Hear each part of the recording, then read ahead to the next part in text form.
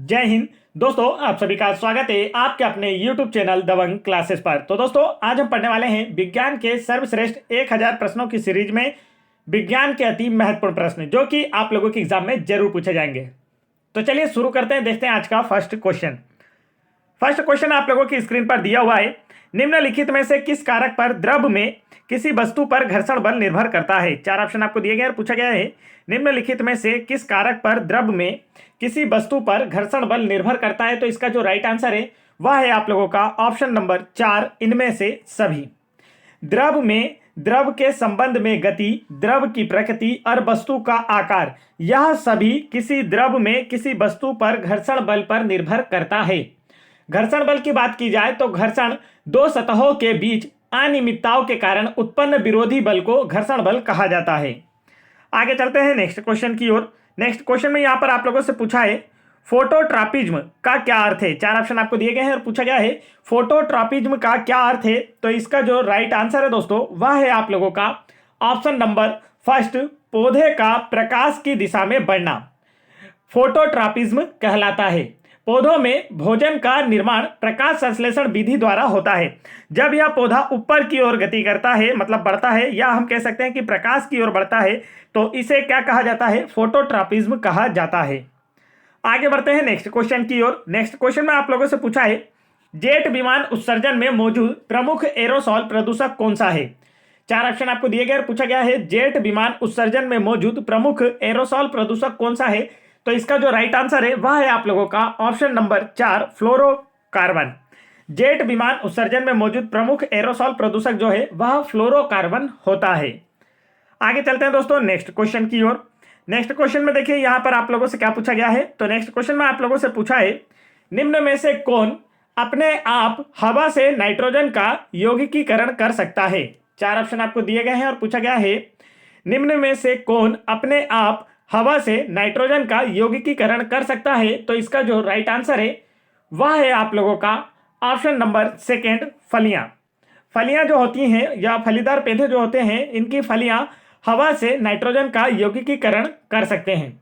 फलीदार फसलें जो होती हैं, तो फलीदार फसलों की जड़ों में पाए जाने वाला जो राइजोबियम जीवाणु होता है, यह वायुमंडल से नाइट्रोजन को ग्रहण कर मृदा में स्थिरीकरण करता है।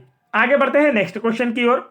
नेक्स्ट क्वेश्चन में देखिए यहां पर आपसे क्या पूछा है। तो नेक्स्ट क्वेश्चन में पूछा गया है निम्नलिखित में से कौन सा प्रकृति में क्षारीय होता है? चार ऑप्शन आपको दिए गए और पूछा गया इनमें से कौन सा प्रकृति में क्षारीय होता है। तो जिसकी क्षारीय प्रकृति होती है, तो इसका राइट आंसर है option number 4, NaOH। NaOH sodium hydroxide जो होता है यह प्रकृति में क्षारीय होता है और इसका जो रासायनिक नाम है सोडियम हाइड्रोक्साइड है। इसे कास्टिक सोडा भी कहा जाता है, यह आपको याद रखना है। यह लुगदी और कागज, वस्त्र, पेयजल, साबुन और डिटर्जेंट, नालियों की सफाई में उपयोग किया जाता है। आगे बढ़ते हैं नेक्स्ट क्वेश्चन की ओर। नेक्स्ट क्वेश्चन में देखिए यहां पर आपसे क्या पूछा है। तो नेक्स्ट क्वेश्चन में पूछा गया है मार्ग में मौजूद कणों द्वारा प्रकाश के प्रकीर्णन को क्या कहा जाता है? चार ऑप्शन आपको दिए गए हैं और पूछा गया है मार्ग में मौजूद कणों द्वारा प्रकाश के प्रकीर्णन को क्या कहा जाता है। तो इसका जो राइट आंसर है दोस्तों वह है आप लोगों का ऑप्शन नंबर फर्स्ट, टिंडल प्रभाव कहा जाता है। मार्ग में मौजूद कणों द्वारा प्रकाश के प्रकीर्णन को टिंडल प्रभाव कहा जाता है। जब प्रकाश किसी कोलाइडी माध्यम से होकर गुजरता है तो प्रकाश का प्रकीर्णन होता है तथा प्रकाश का मार्ग दिखाई देने लगता है। प्रकाश की इस घटना को ही टिंडल प्रभाव कहा जाता है। आगे चलते हैं नेक्स्ट क्वेश्चन की ओर। नेक्स्ट क्वेश्चन में यहां पर आप लोगों से पूछा गया है बड़े पैमाने पर विद्युत ऊर्जा उत्पन्न करने के लिए एक स्थान पर बड़ी संख्या में लगाई गई वायु चालित टरबाइनों के सेटअप को क्या कहा जाता है? बड़े पैमाने पर विद्युत ऊर्जा उत्पन्न करने के लिए, जैसे पवन ऊर्जा से विद्युत ऊर्जा उत्पन्न की जाती है, एक ही स्थान पर बड़ी संख्या में लगाई गई वायु चालित टरबाइनों के सेटअप को क्या कहा जाता है? तो इसका जो राइट आंसर है दोस्तों वह है आप लोगों का ऑप्शन नंबर 4, पवन ऊर्जा फॉर्म। जहां पर पवन ऊर्जा से विद्युत ऊर्जा प्राप्त की जाती है, जहां पर एक से अधिक टरबाइन, कई ज्यादा मात्रा में टरबाइन से एक साथ लगाए जाते हैं विद्युत ऊर्जा उत्पन्न करने के लिए पवन के माध्यम से, तो उसे क्या कहा जाता है? पवन ऊर्जा फॉर्म के नाम से जाना जाता है। यहां पर पवन ऊर्जा का उपयोग कर टरबाइनों की मदद से पवन ऊर्जा को विद्युत ऊर्जा में परिवर्तित किया जाता है। आगे चलते हैं नेक्स्ट क्वेश्चन की ओर। नेक्स्ट क्वेश्चन में आप लोगों से पूछा है जंतु विज्ञान की किस शाखा का मानव जाति के समाज शास्त्र के अध्ययन से गहरा संबंध है। चार ऑप्शन आपको दिए गए, पूछा गया है जंतु विज्ञान की किस शाखा का मानव जाति के समाज शास्त्र के अध्ययन से गहरा संबंध है। तो इसका जो राइट आंसर है दोस्तों वह है आप लोगों का ऑप्शन नंबर 4 एंथ्रोपोलॉजी। जंतु विज्ञान की शाखा एंथ्रोपोलॉजी मानव जाति के समाज शास्त्र के अध्ययन से गहरा संबंध रखती है। मानव शास्त्र मानव, उसके जेनेटिक्स, संस्कृति और समाज का अध्ययन एंथ्रोपोलॉजी के अंतर्गत ही किया जाता है। आगे चलते हैं नेक्स्ट क्वेश्चन की ओर। नेक्स्ट क्वेश्चन में देखिए आपसे क्या पूछा गया है। तो यहां पर आप लोगों से पूछा है सल्फर का रासायनिक प्रतीक क्या है। चार ऑप्शन आपको दिए गए हैं और पूछा गया है सल्फर का रासायनिक प्रतीक क्या है। तो इसका जो राइट आंसर है दोस्तों वह है आप लोगों का ऑप्शन नंबर 4 एस। सल्फर का जो संकेत होता है वह एस होता है और इसका परमाणु क्रमांक जो होता है वह 16 होता है। और सल्फर को तांबे का शत्रु कहा जाता है तथा रबड़ के बल्कनीकरण में भी सल्फर का प्रयोग किया जाता है। तो चार ऑप्शन देकर आप लोगों से पूछा जा सकता है कि इनमें से किसे तांबे का शत्रु कहा जाता है, तब आपका आंसर होगा सल्फर को। आगे चलते हैं नेक्स्ट क्वेश्चन की ओर। और यहीं से जो सेकंड क्वेश्चन था कि रबर के बल्कनीकरण में किसका उपयोग किया जाता है, तब आपका आंसर होगा सल्फर का। यह हम बचपन से पढ़ते आ रहे हैं, लगभग 5th या 6th क्लास में भी यह सिलेबस दिया हुआ है आप लोगों को।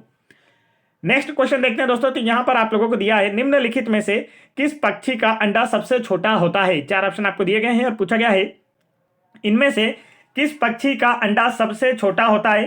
तो इसका जो राइट आंसर है वह है आप लोगों का option number 4 humming bird. Humming bird जो है इस पक्षी का अंडा सबसे छोटा होता है। हमिंग बर्ड दुनिया का सबसे छोटा पक्षी है। आगे चलते हैं नेक्स्ट क्वेश्चन की ओर। नेक्स्ट क्वेश्चन में यहां पर आप लोगों से पूछा है सोडियम क्लोराइड के जलीय विलयन से इसे अलग करने के लिए निम्नलिखित में से कौन सी पृथक्करण तकनीक का उपयोग किया जाता है। यहां पर पूछा है सोडियम क्लोराइड के जलीय विलयन से अलग करने के लिए, इसे अलग करने के लिए, मतलब सोडियम को अलग करने के लिए कौन सी तकनीक का उपयोग किया जाता है। तो इसका जो राइट आंसर है दोस्तों वह है आप लोगों का ऑप्शन नंबर 4 बाष्पीकरण तकनीक का यूज किया जाता है। सोडियम क्लोराइड का जो सूत्र होता है दोस्तों वह NaCl होता है। इसका साधारण नाम नमक होता है। ठीक है, हम नमक को ही क्या कहते हैं, इस नमक का रासायनिक नाम क्या होता है, तो सोडियम क्लोराइड होता है। इसके जलीय विलयन को बाष्पीकरण विधि द्वारा जल को बाष्पित करके पृथक किया जा सकता है। आगे चलते हैं नेक्स्ट क्वेश्चन की ओर। नेक्स्ट क्वेश्चन में देखिए आप लोगों से क्या पूछा है। तो यहां पर आपसे पूछा गया है मानव शरीर का मुख्य हिस्सा किससे बना होता है। चार ऑप्शन आपको दिए गए हैं और पूछा गया है मानव शरीर का जो मुख्य हिस्सा है वह किससे बना होता है। तो इसका जो राइट आंसर है वह है आप लोगों का ऑप्शन नंबर 4 पानी से। मानव शरीर का जो मुख्य हिस्सा होता है वह पानी से बना होता है। मानव शरीर का लगभग 60 से 80% शरीर जो है वह भाग जो है वह किसका बना होता है, पानी से बना होता है। चलिए आगे बढ़ते हैं नेक्स्ट क्वेश्चन की ओर। तो दोस्तों यहां पर आप लोगों को एक PDF दिखाई दे रही होगी जिसमें आप लोगों के लिए MP व्यापम के द्वारा प्रीवियस ईयर एग्जाम में MP के जितने भी एग्जाम जैसे SI एग्जाम 2016-2017, कांस्टेबल एग्जाम 2016-2017, पटवारी एग्जाम 2018, फॉरेस्ट एग्जाम 2017, इन सभी एग्जाम्स के प्रीवियस ईयर पेपर में जो भी साइंस के क्वेश्चन पूछे गए हैं, यदि आप लोगों को यह 2500 प्लस साइंस के क्वेश्चंस की PDF फाइल डाउनलोड करना है तो आप वीडियो के डिस्क्रिप्शन में दी गई लिंक पर क्लिक करके इसे आसानी से डाउनलोड कर सकते हैं। और नहीं तो आप गूगल पर दबंग क्लासेस इंस्टा मोजो सर्च करके भी हमारे वेब पेज पर जा सकते हैं, जहां से आप लोगों को हमारी सारी PDF एक साथ देखने को मिल जाएगी और आप वहां से अपनी मनचाही PDF डाउनलोड कर सकते हैं। और साथ ही साथ MPGK की भी, और आपको किसी भी एग्जाम की प्रिपरेशन करना है तो उसके प्रीवियस ईयर पेपर की भी फुल PDF आप लोगों को दबंग क्लासेस इंस्टा मोजो ऐसा सर्च करना है आपको गूगल पर, वहां पर सारी PDF देखने को मिलेगी जिससे आपकी प्रिपरेशन बेहतर हो पाएगी। तो आप लोग तुरंत इस वेबसाइट पर जाकर सारी PDF डाउनलोड कर सकते हैं। और यदि आप लोगों को हमारा टेलीग्राम चैनल ज्वाइन करना है जहां पर आप लोगों की जो डेली की क्लासेस होती है इसकी PDF भी प्रोवाइड कराई जाती है, तो आप वीडियो के डिस्क्रिप्शन में दी गई लिंक पर क्लिक करके टेलीग्राम चैनल ज्वाइन कर सकते हैं। नेक्स्ट क्वेश्चन देखिए। तो यहां पर आप लोगों से पूछा है निम्नलिखित में से कौन सा यह बताता है कि इलेक्ट्रॉनों को कक्षाओं में एक विशेष क्रम में भरा जाता है। चार ऑप्शन आपको दिए गए और पूछा गया इनमें से कौन सा यह बताता है कि इलेक्ट्रॉनों को कक्षाओं में एक विशेष क्रम में भरा जाता है। तो इसका जो राइट आंसर है वह है आप लोगों का ऑप्शन नंबर 3 हाफ-बाउ का नियम। हाफ-बाउ का नियम जो है यह बताता है कि इलेक्ट्रॉनों को कक्षाओं में एक विशेष क्रम में भरा जाता है। इस नियम के अनुसार इलेक्ट्रॉन सबसे पहले उन उपकोषों में प्रवेश करता है जिनका ऊर्जा स्तर कम होता है। आगे बढ़ते हैं नेक्स्ट क्वेश्चन की ओर। नेक्स्ट क्वेश्चन में आप लोगों से पूछा है मानव शरीर की कोशिकाओं में कितने जोड़ी गुणसूत्र पाए जाते हैं? 4 ऑप्शन आपको दिए गए और पूछा गया है मानव शरीर की कोशिकाओं में कितने जोड़ी गुणसूत्र पाए जाते हैं। तो इसका जो राइट आंसर है दोस्तों वह है आप लोगों का ऑप्शन नंबर 3, 23 जोड़ी। मानव शरीर की कोशिकाओं में 23 जोड़ी गुणसूत्र पाए जाते हैं। मानव शरीर में 46 गुणसूत्र अर्थात 23 जोड़ी गुणसूत्र पाए जाते हैं। पुरुषों में एक्स तथा वाई गुणसूत्र और महिलाओं में डबल एक्स गुणसूत्र पाए जाते हैं। देखो, महिलाओं की डबल एक्स और पुरुषों की बात की जाए तो एक्स वाई गुणसूत्र पाए जाते हैं। बच्चों के लिंग का निर्धारण जो है वह पिता के गुणसूत्र के द्वारा ही होता है। आगे चलते हैं नेक्स्ट क्वेश्चन की ओर। नेक्स्ट क्वेश्चन में देखिए, यहां पर आपसे पूछा है प्लास्टर ऑफ पेरिस का रासायनिक सूत्र क्या है? 4 ऑप्शन आपको दिए गए और पूछा गया है प्लास्टर ऑफ पेरिस का रासायनिक सूत्र क्या है। तो इसका जो राइट आंसर है वह है आप लोगों का option number 4, CaSO4 × ½ plaster of Paris अर्थात POP का जो रासायनिक सूत्र होता है दोस्तों वह क्या होता है? CaSO4 × ½ होता है। पीओपी के निर्माण के लिए जिप्सम का प्रयोग किया जाता है। इसके निर्माण में मिट्टी के बर्तनों, शल्य चिकित्सा इत्यादि में किया जाता है। आगे चलते हैं, इसका जो उपयोग है वह मिट्टी के बर्तनों के निर्माण में, शल्य चिकित्सा में इत्यादि में किया जाता है। नेक्स्ट क्वेश्चन देखिए, यहां पर आपसे पूछा है किसके अलावा धातुएं विद्युत की कुचालक होती हैं? 4 ऑप्शन आपको दिए गए और पूछा गया इनमें से किसके अलावा जो धातुएं हैं विद्युत की कुचालक होती हैं। तो इसका जो राइट आंसर है दोस्तों वह है आप लोगों का, देखिए यहां पर धातुएं ना होकर दोस्तों अधातुएं होना था। क्या है? यहां पर धातुएं ना होकर अधातुएं हैं। 4 ऑप्शन आपको दिए गए, पूछा गया है इनमें से किसके अलावा जो अधातुएं होती हैं वह विद्युत की कुचालक होती हैं। तो इसका जो राइट आंसर है दोस्तों वह है आप लोगों का ऑप्शन नंबर 1, ग्रेफाइट। ग्रेफाइट एकमात्र अधातु है जो विद्युत की सुचालक होती है। ग्रेफाइट का उपयोग आप लोग देखे होंगे, आपकी जो पेंसिल की लीड होती है वह ग्रेफाइट की ही बनी होती है। तो वह क्या होती है? विद्युत की सुचालक होती है। ग्रेफाइट जो है या कार्बन का अपरूप होता है या विद्युत का सुचालक होता है। इसका उपयोग पेंसिल की लीड तथा मशीनों में स्नेहक के रूप में किया जाता है। तो अधातुओं से आपसे 2 क्वेश्चन सबसे इंपॉर्टेंट बनते हैं। पहला क्वेश्चन तो आपके सामने ही है कि एकमात्र अधातु कौन सी है जो कि विद्युत की सुचालक होती है, तब आपका आंसर होगा ग्रेफाइट। और दूसरा क्वेश्चन आप लोगों से जो बनता है अधातुओं से कि ऐसी एकमात्र धातु कौन सी है जो सामान्य ताप पर, कमरे के ताप पर द्रव अवस्था में पाई जाती है, तब आपका आंसर होगा ब्रोमीन। और अगर धातु की बात की जाए तो वह होता है पारा। आगे चलते हैं नेक्स्ट क्वेश्चन की ओर। नेक्स्ट क्वेश्चन में देखिए, यहां पर आप लोगों से पूछा है सौर भट्टी में किस दर्पण का प्रयोग किया जाता है? 4 ऑप्शन आपको दिए गए हैं, पूछा गया है सौर भट्टी में किस दर्पण का प्रयोग किया जाता है। तो इसका जो राइट आंसर है दोस्तों वह है आप लोगों का ऑप्शन नंबर 1, अवतल दर्पण का। सौर भट्टी में अवतल दर्पण का प्रयोग किया जाता है और सोलर कुकर में भी अवतल दर्पण का ही प्रयोग किया जाता है। सोलर कुकर की जो दीवारें होती है उनका अंदर से रंग कौन सा होता है, यह आप लोगों से अक्सर एग्जाम में पूछा जाता है। तो यह आप लोगों को हमें कमेंट करके बताना है। नेक्स्ट वीडियो में नहीं तो मैं इसका आंसर आप लोगों को बता दूंगा। नेक्स्ट क्वेश्चन देखिए, यहां पर आपसे क्या पूछा है, एक न्यूरॉन के कोशिका रचना को क्या कहा जाता है? 4 ऑप्शन आपको दिए गए और पूछा गया है एक न्यूरॉन के कोशिका रचना को क्या कहा जाता है। तो इसका जो राइट आंसर है दोस्तों वह है आप लोगों का ऑप्शन नंबर 4, सोमा। एक न्यूरॉन के कोशिका रचना को सोमा कहा जाता है। न्यूरॉन तंत्रिका तंत्र की संरचनात्मक व क्रियात्मक इकाई है। आगे चलते हैं नेक्स्ट क्वेश्चन की ओर। नेक्स्ट क्वेश्चन में देखते हैं आपसे क्या पूछा गया है। तो यहां पर आप लोगों से पूछा गया दोस्तों परमाणु के नाभिक में क्या होते हैं? 4 ऑप्शन आपको दिए गए और पूछा गया है परमाणु के नाभिक में क्या होते हैं। तो इसका जो राइट आंसर है वह है आप लोगों का ऑप्शन नंबर 4, प्रोटॉन और न्यूट्रॉन। परमाणु के नाभिक में प्रोटॉन और न्यूट्रॉन होते हैं। नाभिक में मौजूद प्रोटॉन तथा न्यूट्रॉनों की संख्या के योग को परमाणु द्रव्यमान संख्या कहा जाता है। आगे बढ़ते हैं नेक्स्ट क्वेश्चन की ओर। नेक्स्ट क्वेश्चन में आपसे पूछा है एसेरिकिया कोलाई किसमें पाया जाता है? 4 ऑप्शन आपको दिए गए और पूछा गया है एसेरिकिया कोलाई किसमें पाया जाता है। तो इसका जो राइट आंसर है दोस्तों वह है आप लोगों का ऑप्शन नंबर 1, मनुष्य की आंत में। हमारी जो आंत होती है इसमें एसेरिकिया कोलाई छड़ी आकृति का बैक्टीरिया है जो आपका जठरांत बोलते हैं हम, जिसे जठरांत क्षेत्र में पाई रहती है तथा हानिकारक बैक्टीरिया को स्थापित होने से रोककर लाभ पहुंचाती है। अब ये जठरांत शब्द का मतलब आप बड़ी आंत समझ सकते हैं, ठीक है। तो ये बड़ी आंत जो होती है हमारे शरीर की उस एरिया में होती है और हानिकारक बैक्टीरिया को स्थापित होने से रोककर हमारे शरीर को लाभ पहुंचाती है। आगे बढ़ते हैं नेक्स्ट क्वेश्चन की ओर। नेक्स्ट क्वेश्चन में यहां पर आप लोगों से पूछा गया है एक इलेक्ट्रॉन में कितना ऋणात्मक आवेश होता है? चार ऑप्शन आपको दिए गए और पूछा गया एक इलेक्ट्रॉन में कितना ऋणात्मक आवेश होता है। तो इसका जो राइट आंसर है दोस्तों वह है आप लोगों का ऑप्शन नंबर 3, 1.6 इंटू 10⁻⁻19 कूलाम। एक इलेक्ट्रॉन में कितना ऋणात्मक आवेश होता है आपसे यह पूछा जा रहा है। तो यहां पर राइट आंसर होगा ऑप्शन नंबर 3, और इलेक्ट्रॉन पर ऋणावेश होता है इसकी जो खोज है वह जे थॉमसन ने की थी। आगे चलते हैं नेक्स्ट क्वेश्चन की ओर। नेक्स्ट क्वेश्चन में देखते हैं आपसे क्या पूछा गया है। तो नेक्स्ट क्वेश्चन में आप लोगों से पूछा है घावों से निकलने वाले सफेद द्रव को क्या कहा जाता है। जैसे किसी व्यक्ति को किसी वजह से कोई चोट लग जाती है तो उससे निकलने वाला जो सफेद द्रव होता है, अगर वह उसका इलाज नहीं करता है समय से, तो उस चोट से निकलने वाला जो सफेद द्रव होता है उसे क्या कहा जाता है। तो इसका जो राइट आंसर है वह आपका ऑप्शन नंबर 3, उसे मवाद कहा जाता है। आगे बढ़ते हैं नेक्स्ट क्वेश्चन की ओर। नेक्स्ट क्वेश्चन में यहां पर आप लोगों से पूछा है किस तरह की तरंगों में कंपन तरंग के चलने की दिशा में समांतर गति करते हैं।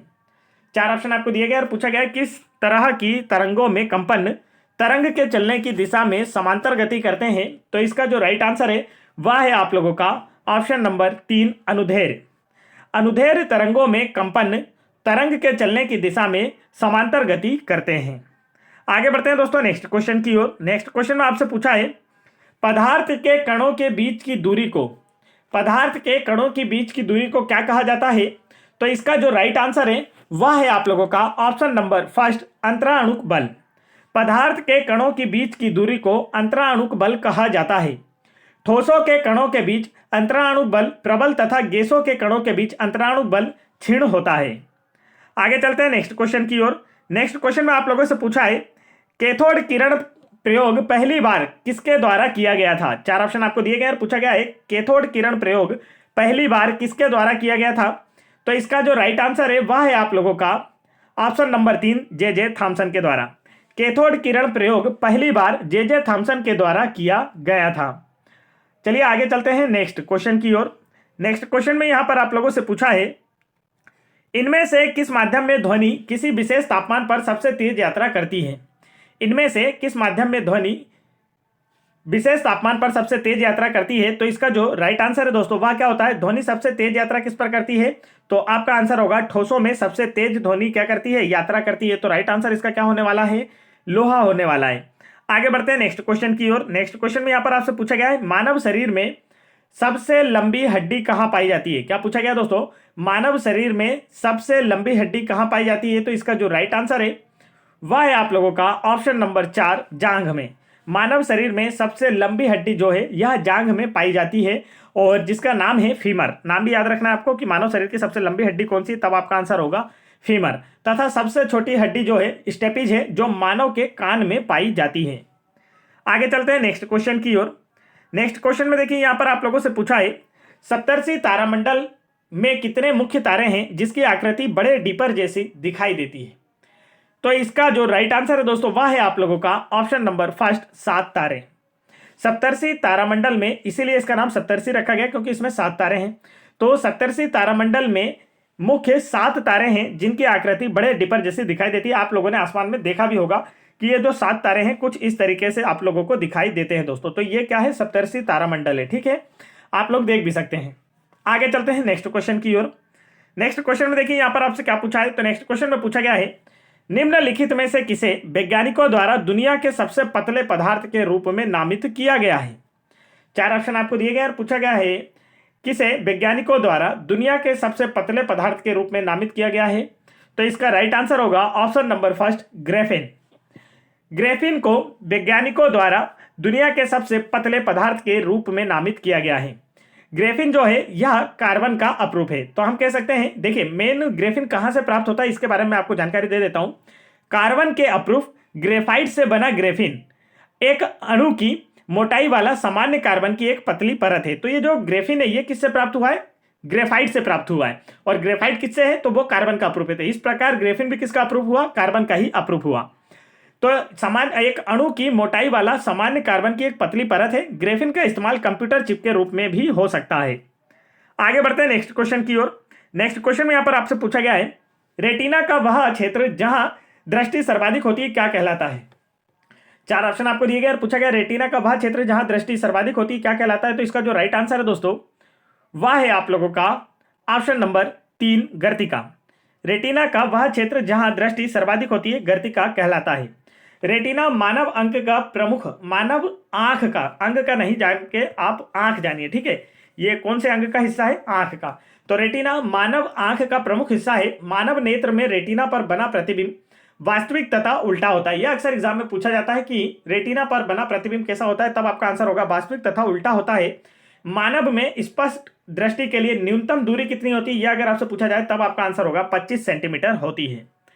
आगे बढ़ते हैं नेक्स्ट क्वेश्चन की ओर। तो देखिए दोस्तों, आज का हमारा सेशन यहीं पर समाप्त हुआ और हमने यहां पर आप लोगों के लिए क्विज रखी है जिसका आंसर आप लोगों को हमें कमेंट करके बताना है। आज की क्विज है, ईसीजी से शरीर के किस अंग की जांच की जाती है? तो इसका राइट आंसर आप लोग हमें कमेंट करके बताएं।